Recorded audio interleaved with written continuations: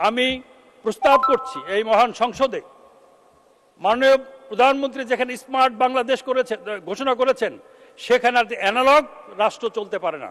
তাই এতগুলো মন্ত্রণালয়, এতগুলো অধিদপ্তর আদৌ আমাদেরকে দরকার আছে কিনা, এই জন্য একটা অ্যাডমিনিস্ট্রেটিভ অডিট কমিটি করা হোক, যে তারা অডিট করে সরকারকে প্রস্তাব দেখ যে আদৌ এতগুলো মন্ত্রণালয়, এতগুলো অধিদপ্তর, এতগুলো সরকারি কর্মকর্তা আদৌ দরকারি আছে কিনা। কয়েকদিন আগে আমরা পত্রিকায় দেখতে পেলাম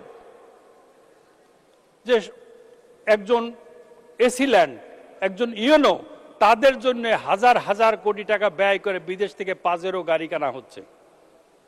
অথচ আমার প্রতিবেশী দেশ ভারত, সেখানে মাননীয় মন্ত্রী মহোদয়রা তারা তাদের নিজস্ব তৈরি গাড়িতে চলাফেরা করে।